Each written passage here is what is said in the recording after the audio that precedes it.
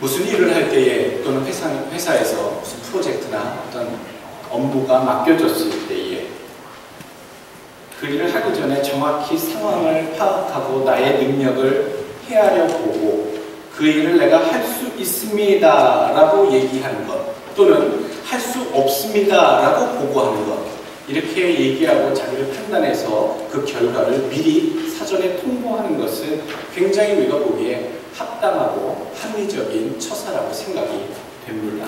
굉장히 이성적인 조처겠지요. 할 수 없는 것을 할 수 있다라고 하고 못하는 것을 굳이 한다고 해서 일을 망치는 것보다 있는 그대로 내 능력에 벗어난 일에 대해서는 내가 못한다, 내가 할 만한 것, 내가 능력으로 가능성이 있는 일에 대해서 내가 할 수 있다라고 얘기하는 것이 가장 상식적이고 가장 지혜로운 그런 사람의 말이라 저는 그렇게 생각이 됩니다. 믿음을 떠나서 상식적인 또 지혜로운 우리가 생각을 판단을 하고서 오늘 본문을 보게 되면 모세가 얘기하는 것을 들여다보면 나름대로 일리가 있어 보입니다.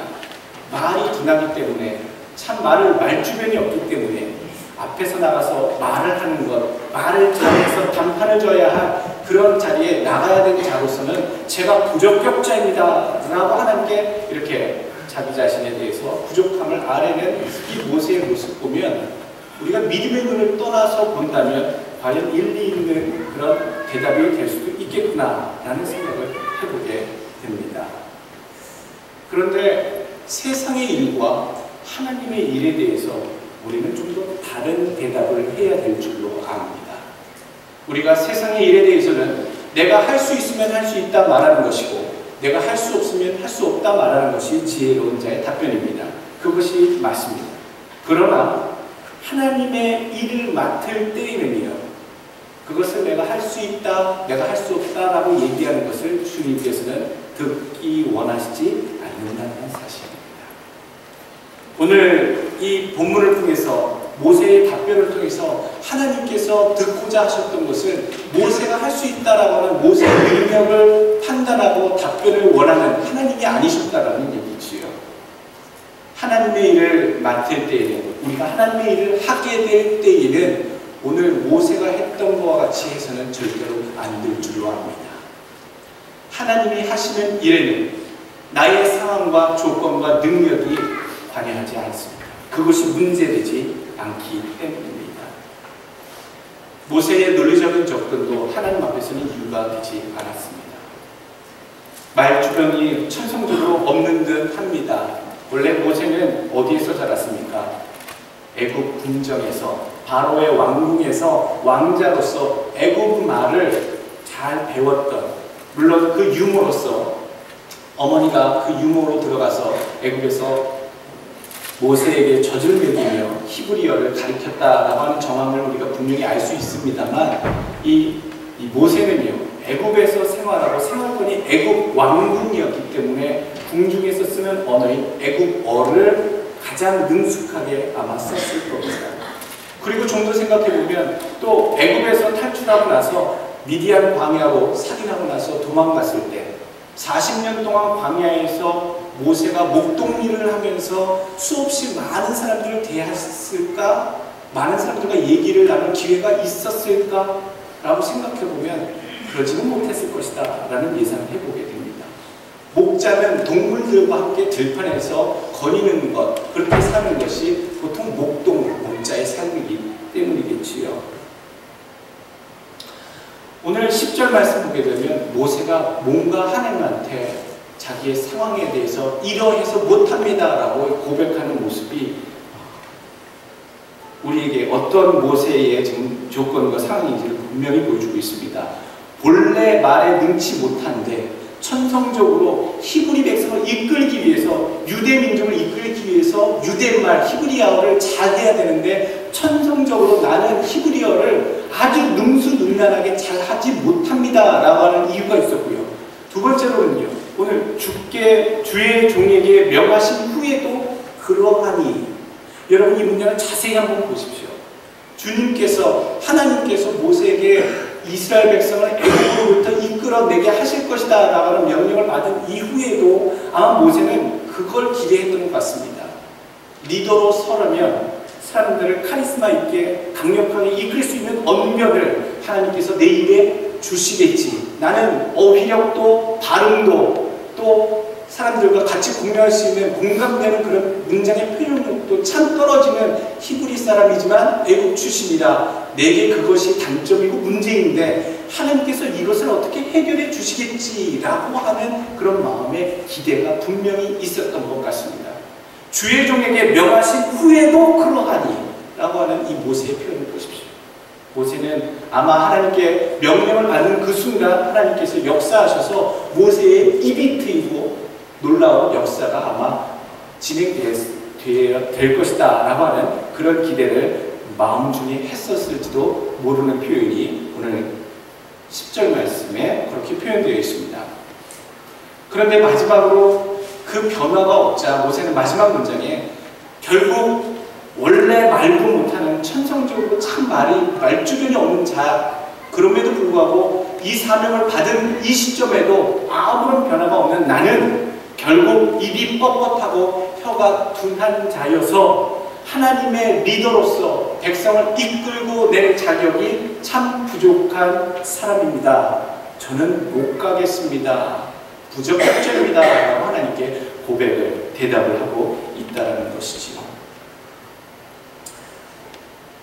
오늘 하나님의 말씀이 명답이십니다. 11절 말씀, 여호와께서 그에게 이르시되 누가 사람의 입을 지었느냐 누가 벙어리나 귀머거리나 눈 밝은 자나 소경이 되게 하였느냐 나 여호와가 아니냐. 하나님께서 이런저런 사람들을 다 이 세상에 내어보셨다라고 스스로 답변하십니다. 여기에서 의문이 한 가지 들지요.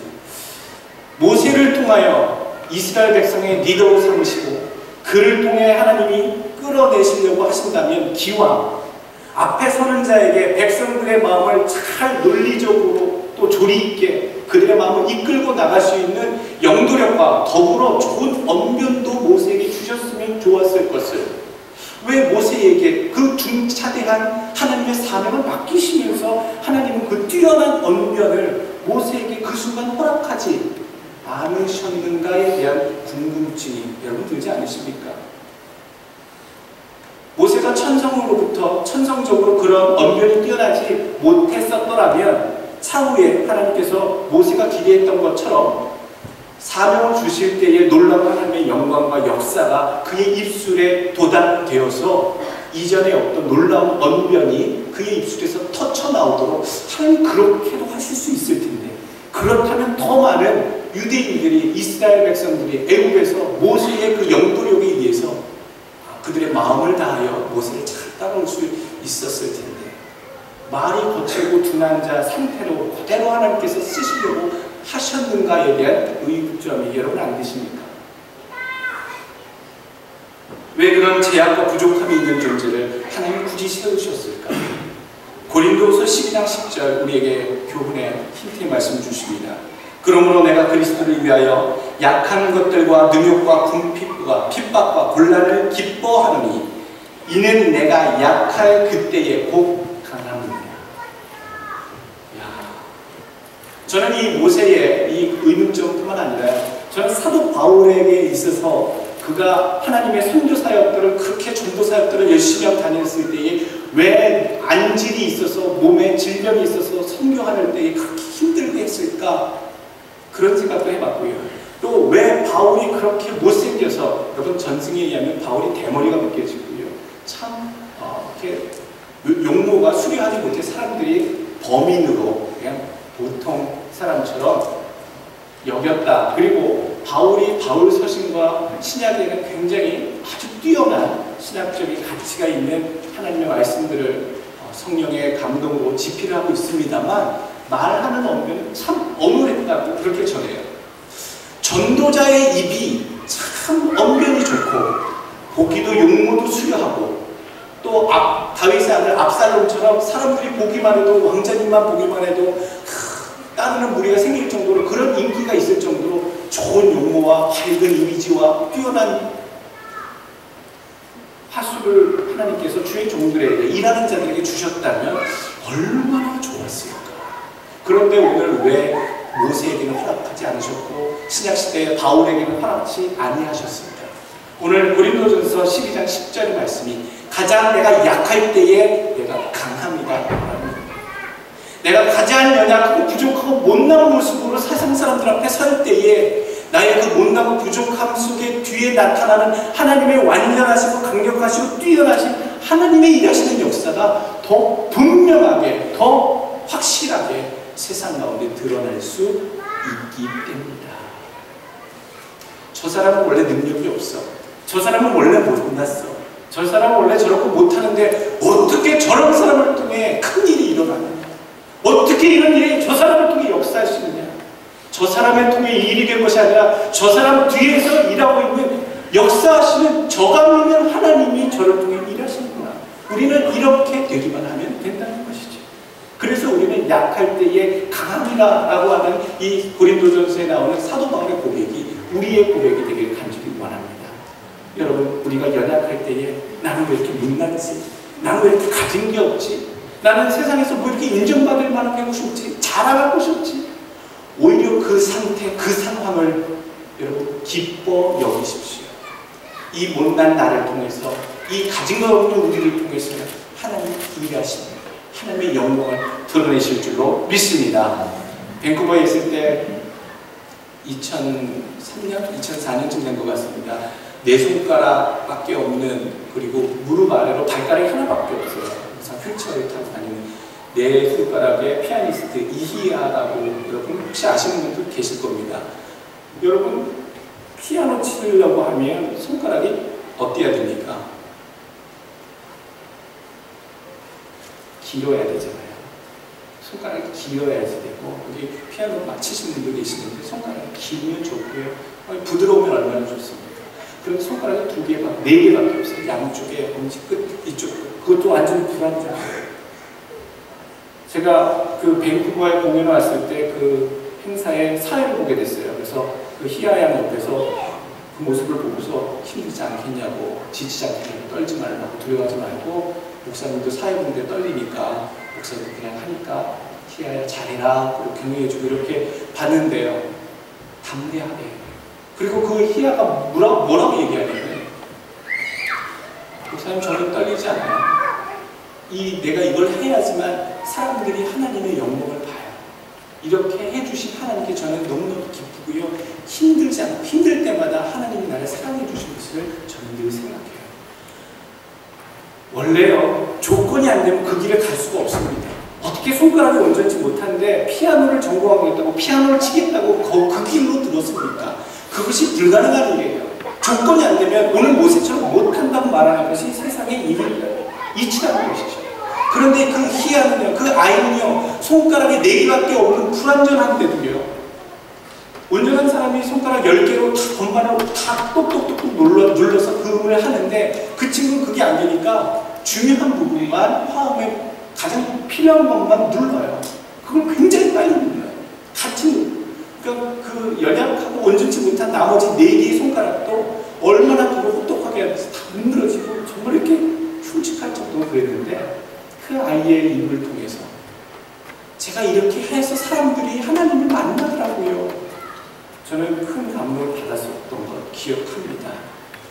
정말로 조그마한 아이고, 못난 아이고, 부족한 아이고, 그런 아이를 통해서도, 그런 그녀의 부족함을 통해서도 하나님은 영광을 나타내시고 하나님의 능력을 발휘하시는 줄 여러분 믿으시길 바라겠습니다. 닉 부이치치 여러분 2년 전에 여기 왔던 거 기억하시죠? 우리는 그를 보러 갈 때 무슨 마음으로 보러 갔습니까? 인간 승리? 어떻게 저가 그 어려운 환경 속에서 자기 인생을 극복해냈는가, 그 담겨진 그 사람의 인간 의지 극복의 이야기를 듣기 위해서, 또는 그 극복의 이야기를 우리 자녀들에게 보여주고 들려줌으로써 뭔가 공부하는데, 또 인생을 설계하는데 도움이 되고자 우리는 그를 보러 아이들을 데리고 우리 강당에, 학교 강당에 갔던 걸 기억이 납니다. 그런데 놀라운 것은 그가 얘기하는 것은 내가 이것을 극복했다, 어떻게 이겨냈다의 이야기가 아니라 이것을 이겨내게 하신 하나님에 대한 능력의 고백, 간증이 그의 입에서 처음부터 끝까지 나왔었다는 것. 여러분 그거 기억하실 겁니다. 이 가운데 앉아 계신 분들 많이 기억하실 겁니다. 저는 하나님이 그렇게 일을 하시는구나. 많은 사람들은 자기의 이유 때문에, 다른 근거 때문에 그를 보러 나갔지만 그를 구경한 사람들에게 외쳐진 것은 오직 하나님의 영광과 하나님의 역사하심, 그를 통해 하신 하나님의 역사가 증거되었다라는 사실. 너무 잘나고 너무 배경 좋고 너무 똑똑하고 너무 학식이 있는 자들을 통해 하나님 영광을 받으시기도 하지만 정반대로 그러지 못한 자들을 통해서도 하나님 더 감동 깊은 하나님의 영광을, 하나님의 능력을 드러내시기도 합니다. 여러분, 우리의 부족한 삶이 하나님께 그렇게 쓰여지는 삶이 되기를 주의 이름으로 간절히 바라겠습니다. 나의 부족함, 모자람, 불완전함이 하나님의 영광을 드러내기 때문에 여러분 이 시간 기뻐하십시오. 우리 집을 통해 뭔가 하시겠구나. 참 못난 내 인생 통해 뭔가 하실 거구나. 또 나를 통해 하나님이 이만큼 내가 부족하기 때문에, 아직 모자라기 때문에 그만큼도 하나님의 영광이 더 분명하게 드러나구나. 여러분 그런 소망을 여러분 품으시길 바랍니다. 우리에게 주시는 오늘 교훈을 나누겠습니다. 첫 번째로는 나의 부족함을 보며 하나님의 능력과 하신 일을 소망하라. 소망하라는 얘기입니다. 나의 부족함을 보면 여러분 어떻게 합니까? 나는 왜 이러냐? 가슴 치시죠? 절대로 그러지 마십시오. 나는 이게 뭐냐? 남들은 이렇게 즐기고 먹고 쓰고 하는데 내 인생은 이게 뭐고? 절대로 여러분 그 인생 가운데 하나님 일하기 시작하고요. 하나님 역사하기 시작하십니다. 크게 일을 하실 겁니다. 여러분 우리 믿음의 생활은요 3가지가 꼭 있어야 된다고 말씀하고 계십니다. 믿음, 소망, 사랑. 믿음은요 하나님께 대한 신뢰, 관계 때문에 꼭 필요한 동물입니다. 사랑은요 이 세상에 하나님을 믿기 때문에 다른 사람들에게 대하기 위해서 내가 갖추어야 할 덕목이 사랑입니다. 그러면 그 사랑으로 하루하루 살아갈 때마다 하나님의 일을 감당해야 될 때에는 소망이라고 하는 이 덕목이 꼭 필요하게 됩니다. 비전이 없다면요 지금 사랑해도요 여러분 너무 쉽게 지치게 되어 있어요. 조만간 하시겠지, 언젠간 하시겠지. 나의 비참한 삶, 나의 별 볼 일 없는 삶, 부족한 나를 통해서도, 우리 가족을 통해서도 하나님 일을 하실 거야. 좀 더 기다려보자. 여러분 우리에게 소망이 넘치기를 주의 이름으로 축원합니다. 하나님이 약속하신 것은요 안 되는 이유, 상황 속에서도 진행이 됩니다. 안 될 수밖에 없는 중에서도 꼭 이루시는 하나님의 역사가 우리 믿음 가운데, 우리 인생 가운데 놓여주는 줄 여러분 그걸 믿으셔야 돼요. 하나님은 나의 있는 그대로를 쓰십니다. 부족하면 부족한 대로, 있으면 있는 대로 그의 능력을 크게 나타내신다는 것. 두 번째 우리가 조심해야 될 것은요 우리가 가지고 있는 능력이 그렇기 때문에 우리의 주어진 상황에 대해서 빨리 포기하면 안 된다는 얘기입니다. 주변에 놓여져 있는 것들에 대해서 자포자기하지 말라. 부정하지 말라. 우리의 있는 그대로를 다 받으라는 얘기죠. 불평하지 마시라는 얘기입니다. 왜 나는 이랬을까? 오늘 모세가 마음속에 은근히 하나님께 대해서 중차대한 사명을 받았음에도 불구하고 자기가 하나님의 일을 하기에 아직도 부족한 그것이 느껴졌기 때문에 하나님께 지금 불평하고 있는 그런 마음이 전해지고 있다는 거죠. 내가 교회 생활을 하려고 해도 뭐 좀 있어야지 교회에 헌신을 하지. 여러분 이런 생각들 많으신데 결코 다 그렇지 않습니다. 있으면 있는 대로, 없으면 없는 대로, 상황이 되면 되는 대로, 상황이 안 되면 안 되는 대로 우리가 하나님께 대하여 마음을 정하고 부족한 가운데서 뭔가 내어 보여드릴 때에 하나님은 나를 통해서 일을 하시게 됩니다.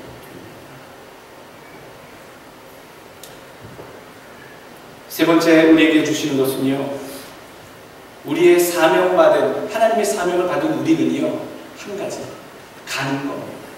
행하는 겁니다.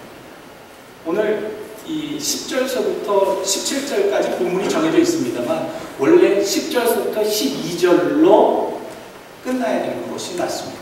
그게 보기 좋은 하나님께서 말씀하시고 그 말씀을 듣는 종의 이야기, 아주 아름다운 이야기가 되려면 오늘 10절부터 12절만 딱 읽어서 그 내용이 다 끝나야지만 참 멋진 모습이 될 것입니다. 모세에게 하나님 명하셨고 모세는 부족하지만 하나님 주의 종이 주의 뜻대로 행하겠나이다. 아멘 해서 12절로 끝나야지 아름다운 이야기다라는 것이죠.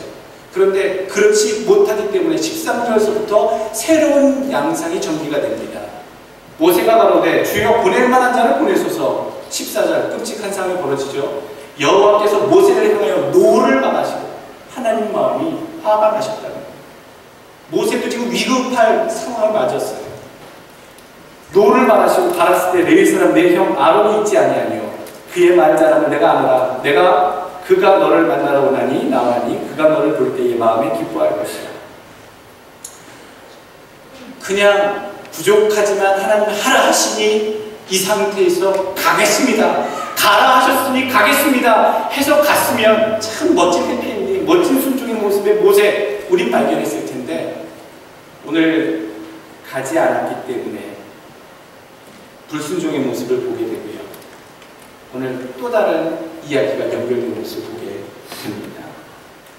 여러분, 하나님의 뜻에 순종하지 못하시는 이유가 뭡니까? 일을 할 때에는요, 일을 하려고 하면 사람이 방법을 찾고요, 하지 않으려고 하면 명분을 찾습니다. 하나님의 일은 하나님이 꼭 이루십니다. 하나님이 뜻하시고 계획하신 섭리, 그 계획은요, 우리 인생들 가운데 꼭 진행하십니다.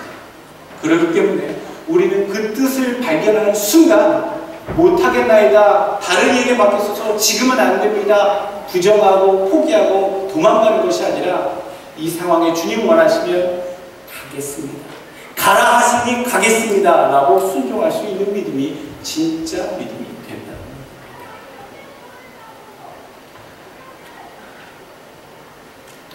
오늘 네 번째로 우리에게 주시는 것은요, 겸손을 가장한 교만에 주의하자라는 또 교훈을 우리가 얻습니다. 13절 말씀에 보낼 만한 자를 보내소서. 자세히 이 문장을 읽고 또 읽어보고 바라보면요, 이 모세가 참 하나님께 대해서 교만한 마음을 품고 있구나. 하나님이 뜻하신 것 하나님 분명히 이루시는데 거듭되는 하나님 확신을 주셨는데도 그것을 순종하지 않을 때는요, 그것이 겸손한 모습처럼 보이지만 겸손한 게 아니라 교만한 겁니다. 무엇인가 하나님의 뜻을 위해서 부탁을 드렸는데 못하는데요, 저는 능력이 없는데요, 내빼시는 경우가 있습니다. 여러분, 우리 교회 일도 그렇겠지요. 그런데요, 하나님 그 중심을 보십니다. 정말로 내가 능력이 안 되고 상황이 안 돼서 내가 어떻게든 되면은 하려고 하지만 정말 상황이 안 돼서 미안해서 어떡하지? 하나님 죄송합니다.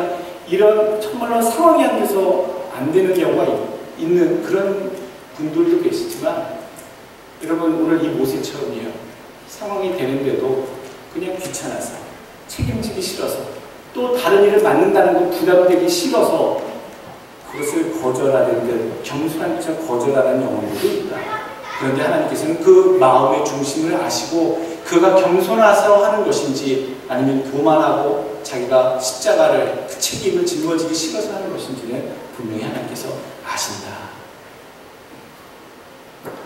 여러분, 우리는 하나님께서 거듭된 확신을 보여주실 때, 하나님의 뜻을 분명히 반복하여 알려주실 때에는 순종하실 수 있기를 바랍니다. 그냥 모세가 처음에 가라 했을 때 갔었으면 하나님의 마음을 이렇게 진노하게끔 그렇게까지는 안 갔을 텐데, 여러분, 하나님의 마음을 기쁘시게 해드리는 순종이 가장 먼저 있기를 주의 이름으로 축원합니다. 오늘 마지막 다섯 번째, 내 일생에 하나님을 의지하라 라고 하는 교훈입니다. 마지막으로 우리가 여겨야 할 것은요, 하나님을 의지할 때에, 우리가 보이지 않는 하나님을 의지하기 되게 힘듭니다만 하나님께서 우리의 믿음을 아시고요, 우리의 연약함을 아시고요, 우리가 하나님을 의지하고자 노력할 때에 우리 주변에 하나님을 의지할 수 있도록 사람들을 도우시고 상황들을 만들어 주십니다. 오늘 하나님의 말씀을 끝까지 믿지 못하고 불안해했던 이 모세에게요, 하나님 그의 형 말잘하는 아론을 붙이십니다. 그리고 하나님이 너와 함께 하겠다라고 하는 상징적으로 나타내는 모세에게 그 지팡이를 일러주십니다. 이 지팡이를 통해 이적을 행할 것이다. 즉, 이 아론이라고 하는 존재는 그냥 모세의 형 될 뿐만 아니라요, 이 모세를 돕기 위한 조력자, 동시에 하나님이 모세와 함께 늘 동행하고 있다라고 하는 상황을 상징적으로 나타내는 상징적인 존재로서의 동역자가 바로 아론의 역할입니다. 이 아론, 이 모세가 정말로 하나님께 대해서 힘들 때에 옆에서 도움을 주고 힘이 되어주는 사람으로 하나님 보내신 자.